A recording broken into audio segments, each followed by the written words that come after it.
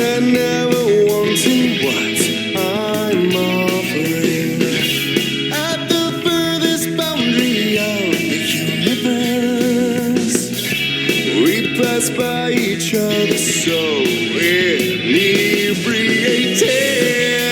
Lonely nights, mystified, solitary, not so very lonely nights.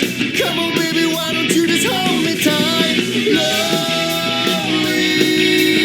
night, lonely night. Oh, mystified, lonely nights, mystified, lonely nights, mystified, lonely nights, mystified, lonely nights.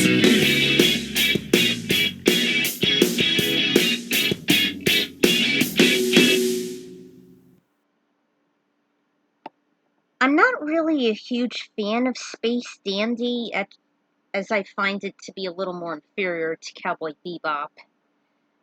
I don't care if it's a sister series or a spiritual successor, but I find Cowboy Bebop to be a lot better than Space Dandy. I tried one episode and I just bailed. And this idea was actually from Buttscottch Pie, because she used Lonely Nights from Space Dandy as a theme song for Luna Stewart. Crazy, huh? Welcome back to another lap of To Be Married and Loved. Last time, the invitations were sent back, along with the food preferences, and there were some that actually were unconfirmed. Those being Lewis Legend from the Dark Purveyors and Lollipop Chainsaw, by the way. Some ideas from Buttscottch. There was also like Catherine Wilson, Cat as the Flower Girl. There were just OCs made by Buttscottch. There were just some ideas that never returned, and I just didn't know what to do with them. So, the wedding is still on, and Kate has actually decided to become their performers during the wedding and the reception, as is Jack's band Thunderbolt. So, let's get this started. Alright, lap 4. The first 3 chapters were just a warm-up. Now, things are about to get much more serious. This is the time when Rick and Tinsel put their relationship to the test. Will it thrive before their union within a few months? These 3 were just fun chapters, lighthearted chapters. But this one, it's about to get more intense as Tinsel goes through, let's say, a personal inner conflict. Back in their apartment, Rick was curious and asked Tinsel on who should be her father of the bride, since her parents had passed on years ago. They had been discussing her dark past with Leon, who was sitting and socializing with them over coffee and on a futon. I'm not sure. I wanted it to be Bert, but he's the marriage officiant, so it'd be unfair for him to take on both roles, and kind of odd. I then wanted it to be Stewart, but he's already a father. My mind began to brainstorm on some possible candidates, including Beastman, EAD, Leon, Octoman, the Fury Cakes? Definitely not Goro or Super Arrow. Roy wouldn't qualify since he's also a dad, albeit mechanized. Each idea seemed more awkward than the last, and she wished that it'd be Captain Falcon if only he hadn't sacrificed himself. She was lost in the sauce as she gave a vacant look, so Rick decided to give Tinsel a little alone time to help her think more clearly and decide on who should be her escort down the aisle. She explained she was only able to remember how her mom died by an armed burglar at the family's mom-and-pop shop, and how she never returned when she was only just a preteen. However, she never mentioned her old man, since she cannot memorize how he bit the dust. Not even her memos unveiled anything, even the times she has shown him them. Rick found it to be quite suspicious, as if her mind, or rather she, was missing something. So he gave her a little privacy at the top floor to think things over on who should pick, on who should she pick. For sympathy and comfort, Leon wanted to tag along as he could relate to her predicament since he too lost his parents at a young age, while his homeworld Zhao was under an intense war. As a result, his people remained in poverty, even the pups, and the impact reduced him to a mere orphan, much like Clank and Forno. Until he was taken in temporarily by the Arrows, he would always consider them to be his heroes, no matter how arrogant and ignorant the pseudo-caped crusader was. The Rick turned him down. The canine let out a low growl, which to Rick thought it represented irritation or discontent. "Oh, so you're thinking I'm forcing her to find answers, huh?" Thinking to Rick as a detective he was being intrusive. He scorned at the canine's delivery. Rick rushed over to Tinsel's side and ordered Leon to stay put, just how he would any other canine. He arrived upstairs to see her on the bed, hyperventilating. He thought she was suffering from a nightmare or hallucination with her placid, blotchy face. Rick immediately tended her and kept telling her to take in deep breaths and to look into his eyes. She calmed a little, but her breathing and voice were still shallow. While in shock, Tinsel stated in a choppy manner she was curious in who should be the father of the bride. Then she started to think of her deceased old man. Her brain opened like an egg. She realized she was estranged from him, the one she left several years ago and actually found herself the apartment in Mute City, the same one that she and Rick are currently staying at. Bert was indeed her father figure for quite some time, giving her advice and assurance, and sheltered her through the storm, so she thought he could be her escort instead. But why didn't you bring him up in the first place? You only mentioned you lost both your parents. Tinsel was surprised that none of her past memos opened any wounds, yet this did. He knew right from then she had some repressed memories, and they're scaring her to death. Looking into her eyes deeply, he said, "Tinsel, you need some help. I'll contact Doctor immediately." He went and did just that when he requested for Dr. Stewart and his family to treat her deep psychological wounds. They didn't hesitate, and the high-flying medico was shocked that therapy usually unveils tragic pasts, yet she did on her own. She didn't understand why her mind forgot all this, yet she could always remember her accident in Whiteland vividly. Rick sympathized since he could always recall the fatal accident chasing Zoda. So minutes later, he and Dr. Stewart got on the case. They went to the task force base at the scenery chamber. Tinsel ranted to Robert, Rodney, and Luna that her own father considered physical attraction as his utmost priority over anything else, including a female soul and personality, since he'd grown infatuated with inhabitants of the Southern Asian colony.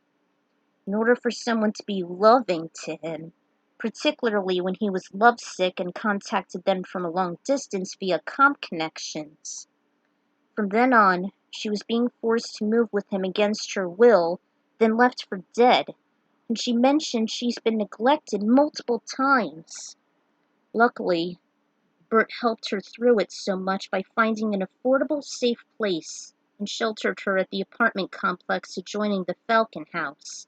He wasn't arrested for harboring, though, like she always dreaded.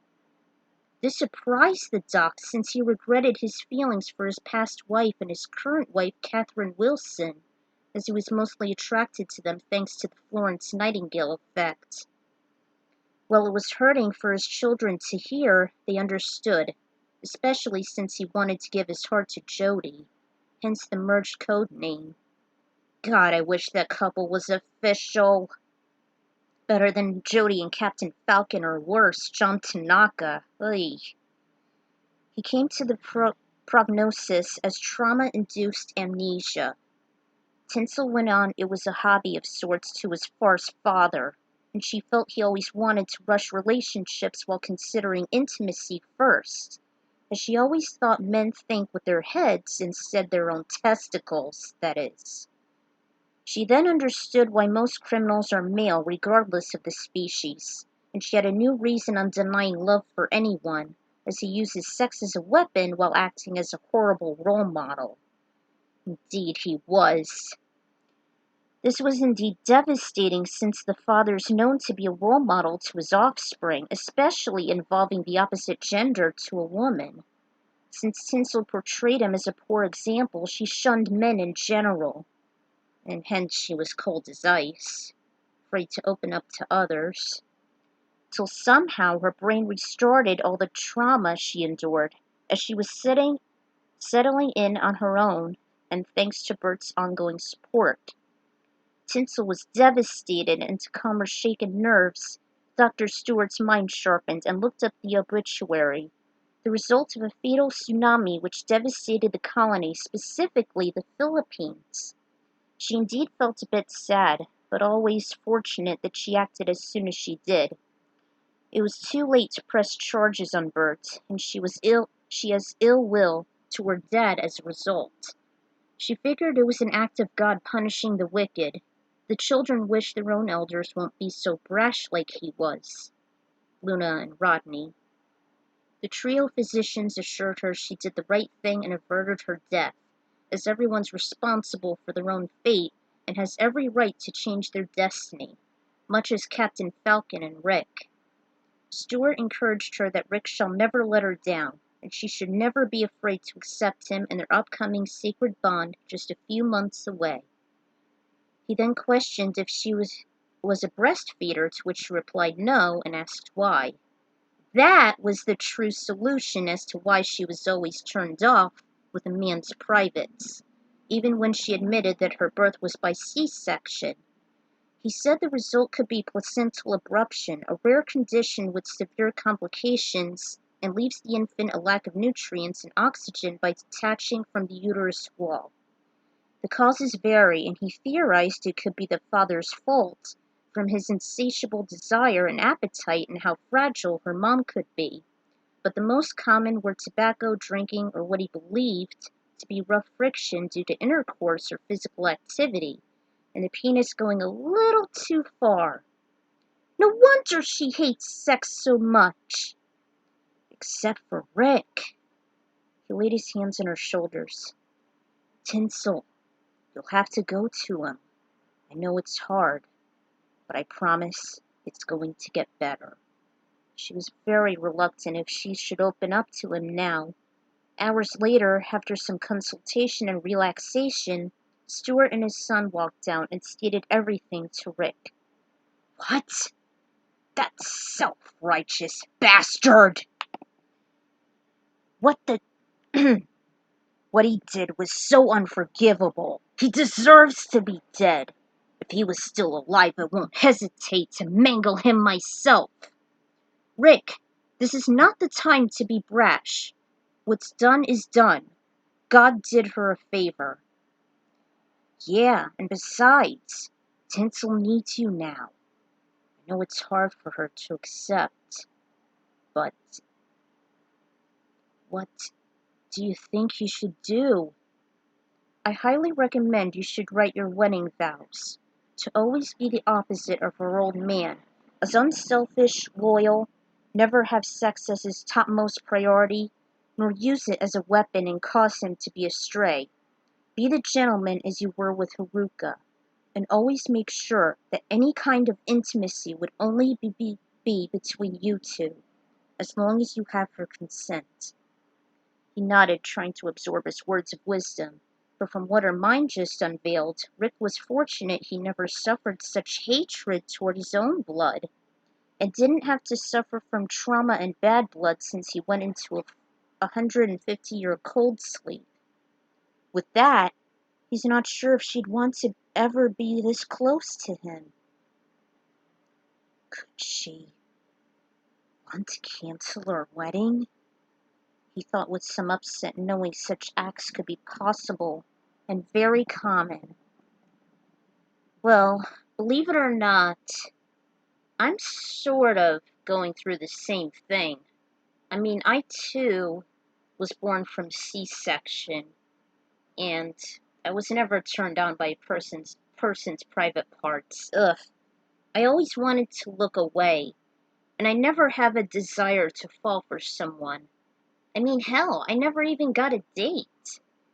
Come on, don't you know that finding friends is hard enough as it is? Online or personally? Forget about it. I ain't taking it to the next level. So, this is a very deep reason why I brought this up. I'm kind of going through the same thing, albeit despite the pandemic. My dad is very lovesick. He too is very lovesick. And with online dating, which I don't believe in, I'm just afraid he would make a big mistake, especially when he goes out of the country. I mean, he loves to travel and all, but, I'm not willing to leave the US, to be honest. If it's for, like, a vacation, then maybe, but if it's permanent, then I would rather not. And I'm just afraid it might go to the same result as Tinsel it went through, hence those ideas. And, God forbid, I don't want that to happen in the near future. So, yeah. And yeah, I would actually say that, Tinsel's went through the same thing with the aberrant placenta, hence her disabilities, just like me.